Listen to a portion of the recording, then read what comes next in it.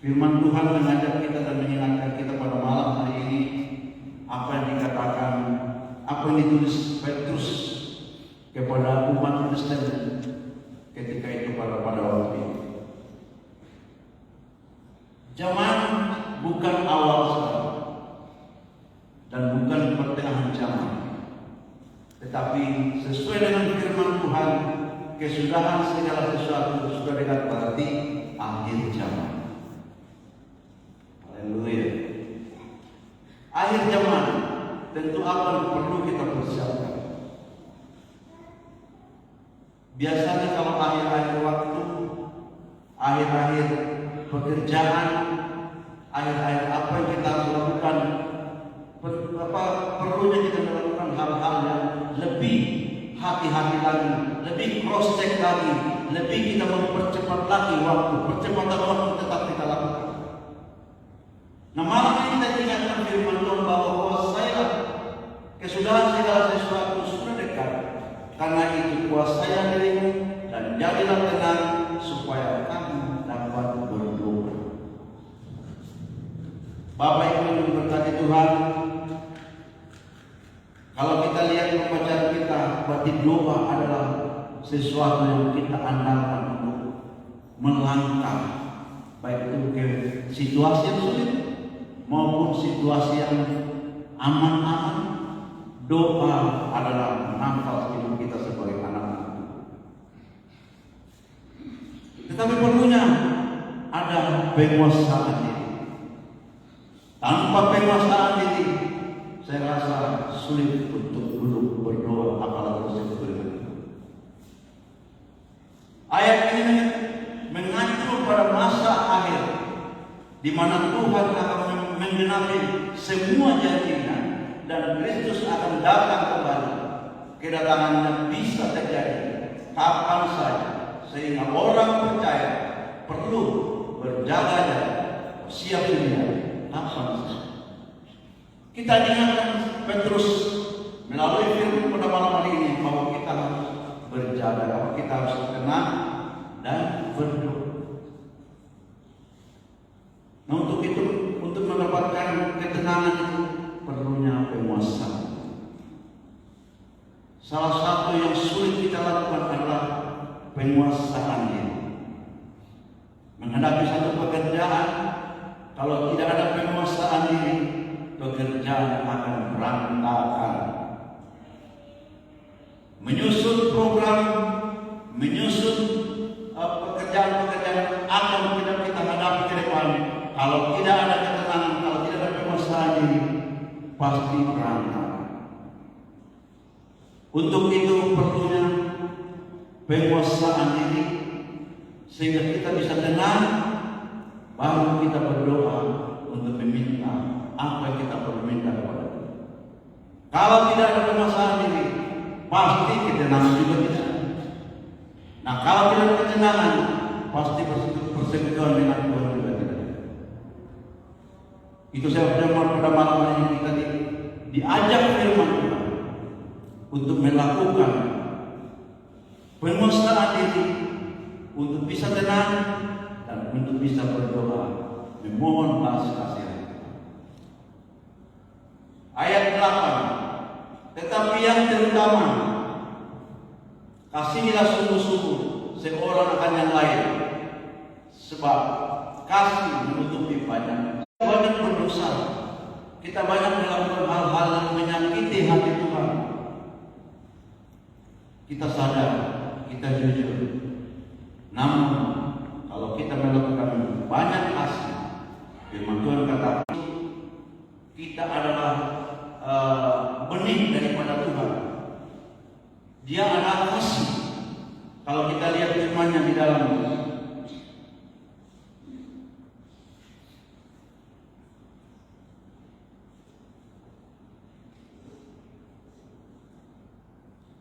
di dalam 1 Yohanes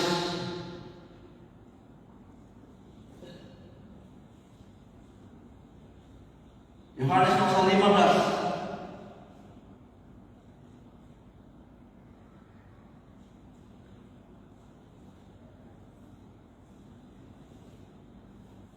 Kasih itu adalah perintah dari Bapa.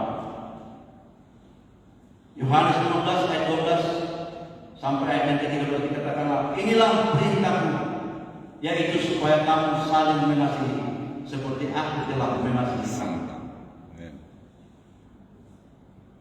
1 Yohanes 4 ayat 8 dikatakan, barang siapa tidak mengasihi, ia tidak mengenal Allah, sebab Allah adalah kasih. Kita adalah benihnya Tuhan. Kita adalah benihnya Yesus. Kalau Dia adalah kasih, tentu kita juga adalah kasih. Tetapi bukan hanya sekedar simbol, tetapi prakteknya di dalam kehidupan. Dan ini yang dituntut Tuhan di dalam kehidupan. Barang siapa tidak mengenal, barang siapa tidak mengasihi, ia tidak mengenal Allah. Kalau tidak mengasihi, berarti tidak mengenal Allah. Bayangkan betapa jauhnya. Lah kita orang Kristen atau bukan?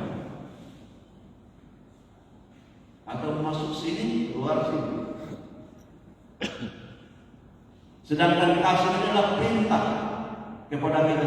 Inilah perintahku, yaitu supaya kamu saling mengasihi seperti aku telah mengasihi kamu. Sungguh-sungguh melakukan kasih itu mengurangi banyak dosa. Itu melakukan kita mendapatkan pengampunan daripada Tuhan.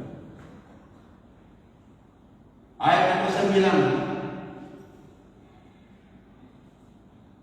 berilah tumpangan seorang akan yang lain dengan tidak bersungguh-sungguh. Ini satu hal yang sangat sulit untuk kita lakukan. Tumpangan kita berikan kepada siapapun, entah itu saudara, keluarga, sepupu, mertua, siapapun yang membutuhkan tumpangan. Tumpangan artinya di dalam rumah, karena dia belum punya rumah. Namun kita bersungut-sungut, ini yang Tuhan tidak berkenan. Ini yang paling sulit kita lakukan. Berilah tumpangan seorang akan yang lain dengan tidak bersungguh-sungguh. Rasanya persungguhan itu selalu ada setiap orang yang salah. Kedua-duanya salah. Yang menumpang juga salah, yang diberi tumpangan juga tidak memahami, menyadari bahwa firman Tuhan itu mengharuskan kepada kita untuk memberikan tumpangan. Tidak mendapatkan penguasaan. Salah satunya adalah pikiran kekhawatiran.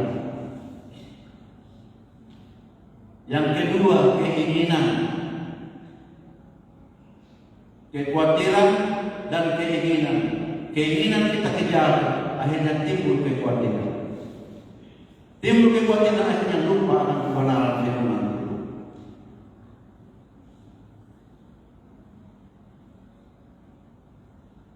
Yang pertama-tama kita akan lihat di sini, kita akan kuasai hari ini dan jadilah tenang supaya kamu dapat berdoa. Kuasai diri. Rasul Paulus berkata, aku melatih tubuhku.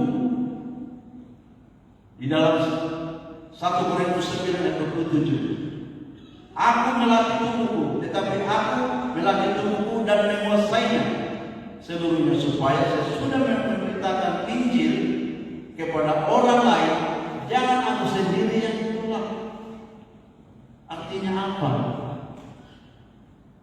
Kita memberitakan Injil kepada orang lain, tapi orang itu melihat karakter kita, kita ditolak. Artinya tidak masuk apa yang kita beritakan. Kenapa? Orang kan setiap saat melihat perilaku kita, tingkah laku kita, gaya hidup kita.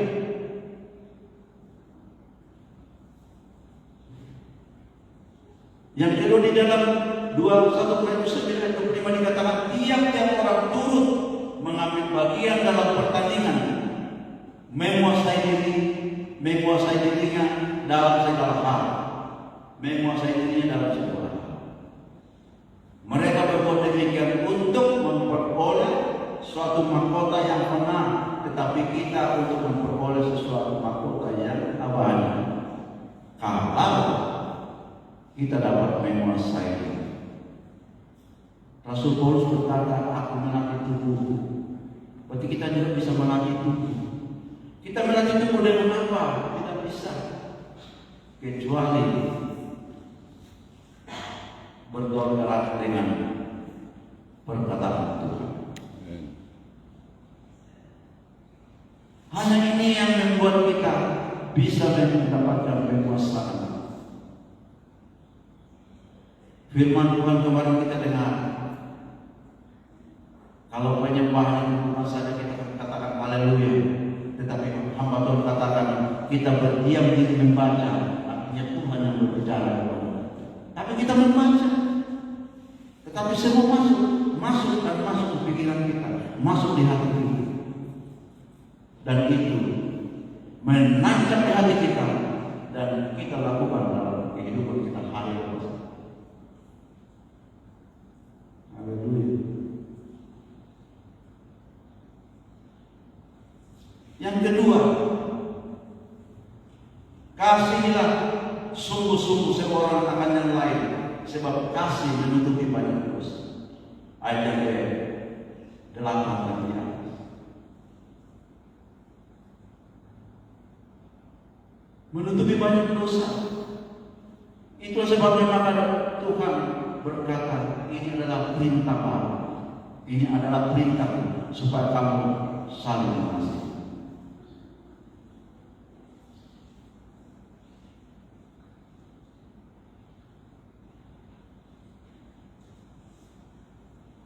Matius pasal 25.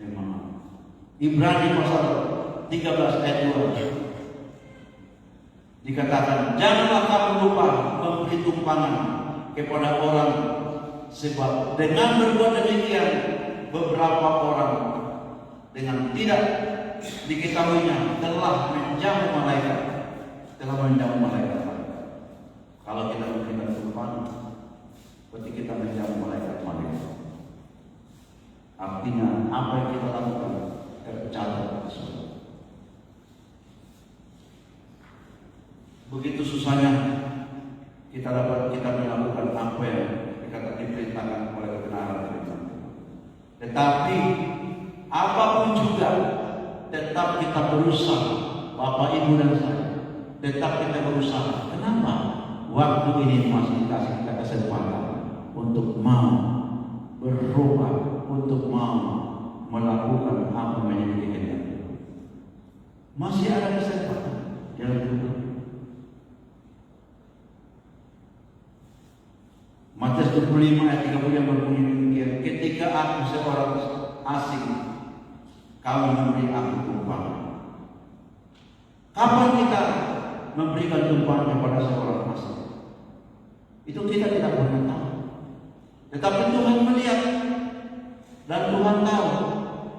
Makanya dicatat bahwa ketika dikatakan, ketika aku seorang asing, kamu memberi aku tumpangan. Ini kategori domba yang akan diselamatkan. Dua-duanya di dalam Matius 25 ditulis. Yang 1 ayat 43 dikatakan, yang membutuhkan, yang menyebutkan ketika aku seorang asing, kamu tidak memberi aku tumpangan. Ini masuk golongan kambing atau yang masuk ke dalam api. Tidak memberikan tumpangan artinya pasti orang kikir. Kalau kata-kata keren sekarang orang pelit. Ini bertentangan dengan firman Tuhan. Karena memang firman Tuhan, prinsip kehendak Tuhan itu bertentangan dengan prinsip dunia. Ketika aku seorang asing, kamu memberi aku tumpangan.